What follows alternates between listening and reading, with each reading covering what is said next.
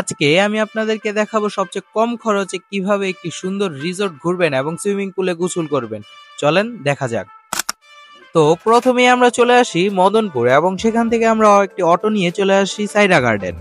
তারপরেই আমরা ticket counter থেকে 5 জনের জন্য 5টি টিকিট কেটে নেই, আর এর মধ্যেই আমাদের খরচ পড়ে যায় 600 টাকা করে জনপ্রতি। আর যারা পিকচার তুলতে ভালোবাসেন তাদের জন্য এই জায়গাটি হচ্ছে বেস্ট একটি প্লেস, কারণ এই জায়গার মধ্যে অনেক জায়গা রয়েছে ছবি তোলার জন্য। এখন আমি তাদেরকে দেখিয়ে ভিডিও প্লে করে ওই জায়গার কিছু সুনাম করছিলাম, যাতে তারা আমাদের সার্ভিসটা একটু ভালো দিয়ে থাকে। আর এভাবেই আমরা সার্ভিসের কথা চিন্তা করতে করতে আমরা টিকিট দেখিয়ে সুইমিং পুলের মধ্যে এন্ট্রি করে ফেলি। আর এই সুইমিং পুলের পরিবেশটা আমাদের কাছে খুবই চমৎকার লেগেছে, কারণ এখানে সাউন্ড সিস্টেম সহ আছে, যা আমাদের খুবই ভালো লাগে। আর কথা না বাড়িয়ে আমরা চলে আসি আমাদের জেন্টস ওয়াশরুমে, যেখানে আমাদের জামা কাপড় সব একটি লকার ভাড়া নিয়ে সেখানে রাখি সেফটির জন্য।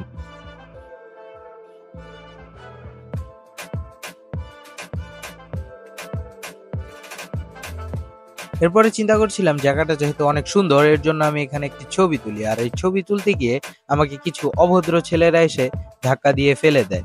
আর বাই দ্য ওয়ে, এই অভদ্র ছেলেগুলো আমার ফ্রেন্ডই। তারপরে আমি আমার এক ফ্রেন্ডকে জিজ্ঞাসা করি, মামা তুই লাফ দিবি না? তখন মামাই যে একটি লাফ দেয়, তার জন্য পুরো সুইমিং পুলটা কেঁপে উঠে, আর আমরাও ভয় পেয়ে যাই মামার কিছু হইল না তো। তখন দেখি মামায় উপরে ভাইসা উঠ।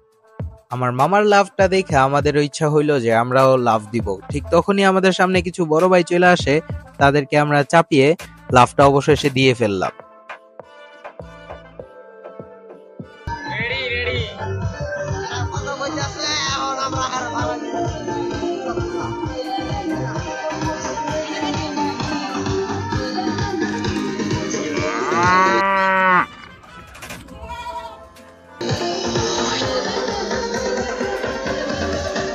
অনেকক্ষণ ডুবাডুবি করে আমরা ক্লান্ত হয়ে যাই, আর তখনই পেপসি কিনতে যাই, যার মূল্য ছিল 90 টাকা করে, যা মাথা নষ্ট দাম।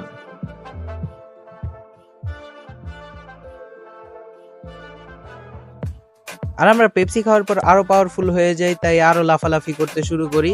আর আমি তখন নতুন ব্ল্যাক ফ্লিপ শিখেছিলাম, তাই খালি ব্ল্যাক ফ্লিপই দিচ্ছিলাম।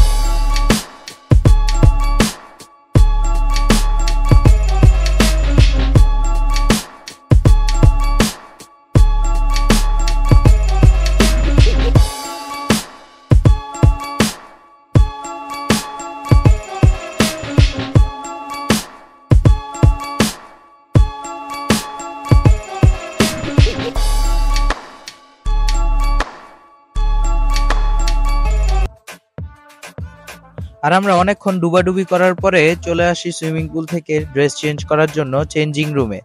সেখান থেকে আমরা এখন চেঞ্জ করে বাসার উদ্দেশ্যে রওনা দিব। আর ড্রেস চেঞ্জ করার পরেই আমরা বাসার উদ্দেশ্যে রওনা দেই এবং রিসোর্ট থেকে বের হয়ে যাই। আর এখন আমরা চলে এসেছি মদনপুর। এখন পর্যন্ত আমাদের অনেক ক্ষুধা লেগেছিল, তাই ভাবলাম যে আমাদের কিছু খাওয়া দাওয়া করে নেওয়া যাক। আর এই যে আমাদের খাবারগুলো চলে এসেছে। আর আমাদের খাবারের মধ্যে রয়েছে মোরগ পোলাও, যা আমাদের ক্ষুধার্ত ফ্রেন্ডরা খুবই মজা করে খাচ্ছিল। আর এভাবে আমাদের খাওয়া দাওয়া শেষ করে হাঁটি হাঁটি পাপা করে বাসায় চলে যাই এবং আমাদের ব্লগটি এখানেই শেষ হয়ে যায়।